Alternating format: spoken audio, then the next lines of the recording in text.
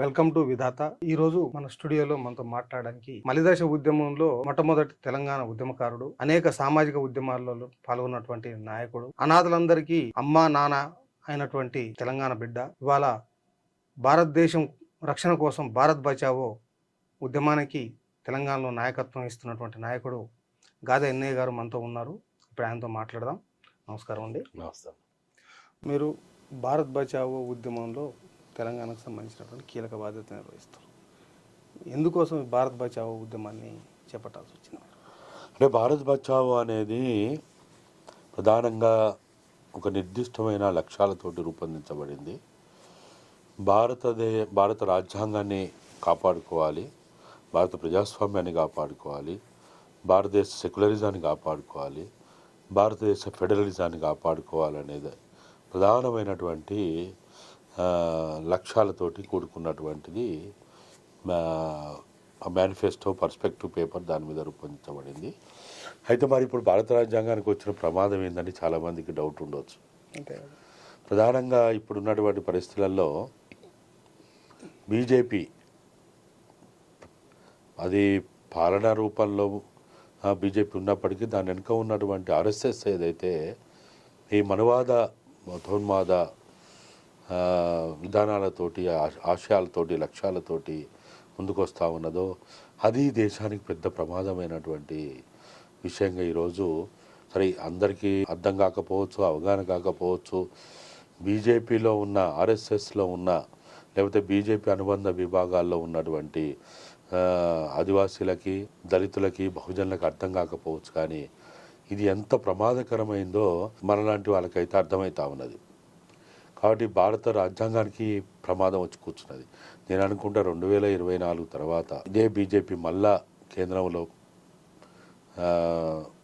అధికారంలోకి వస్తే అది ఖచ్చితంగా ఎక్కువ రోజులు కూడా పట్టదు. ఎందుకంటే ఆర్ఎస్ఎస్ ప్రారంభించి 100 సంవత్సరాలు కాబోతున్నది. ఆ 100 సంవత్సరాల శుభ సమయంలో వాళ్ళు అనుకున్న ఏదైతే గోల్వాల్కరు వాళ్ళకి భారత్ని హిందుస్థాన్ రాజ్యంగా మారుస్తాం, అఖండ హిందూ రాజ్యంగా మారుస్తాం.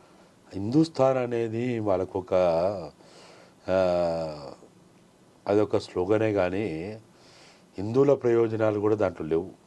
అంటే ఏం చేద్దాం అనుకున్నారు వాళ్ళు? ఖచ్చితంగా ఈ మనువాద సిద్ధాంతం ఏదైతే వాళ్ళకు ఉన్నదో ఆ మనువాద సిద్ధాంతాన్ని తీసుకొస్తాం. మనకు మనువాద సిద్ధాంతం అంటే మనందరికీ తెలుసు, ప్రజల్లో కూడా చాలా వరకు కొంత అర్థమై ఉంటుంది. ఏదైతే హైరార్కీ 4 అంచెల వ్యవస్థ ఉన్నదో బ్రాహ్మణ, క్షత్రియ, వైశ్య, శూద్ర అనేది ఏదైతే ఉందో దాన్ని తిరిగి ఈ సమాజంలో వాళ్ళు ప్రారంభించాలనే ఒక కుట్రపూరిత ఆలోచనతోటి చేస్తున్నటువంటి ఆలోచన.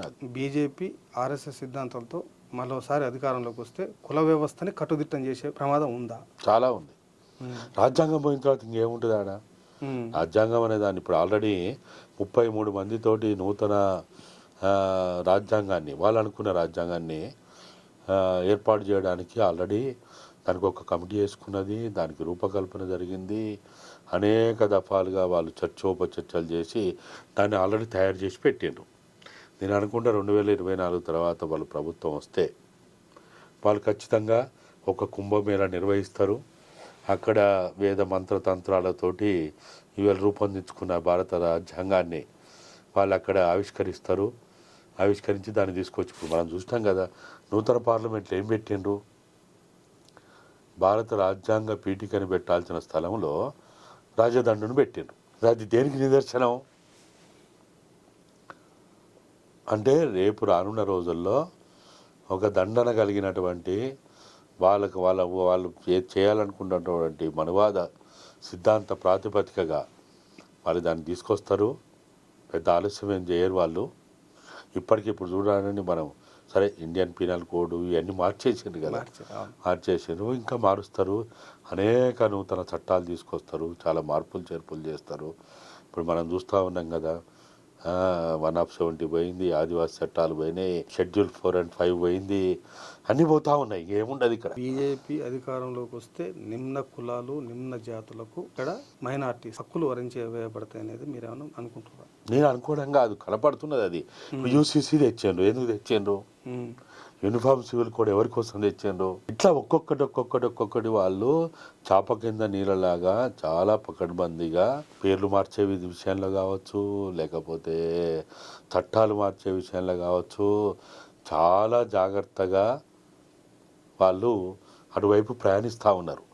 కాకపోతే మనకేంటంటే అది ఒక దశకు చేర్చే తప్ప మనకు అర్థం కాదు. మామూలు కొడితే మనకు అర్థం కాదు, ఒక చురుక పెట్టి చేస్తే అప్పుడు అర్థమవుతుంది.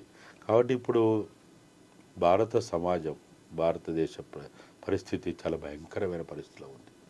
అసలు మనం ఒక్కొక్కసారి ఊహించుకుంటేనే ఈ దేశం ఏమైద్దా అనేది మనం అంతు చిక్కని పరిస్థితి ఏర్పడుతూ ఉన్నది.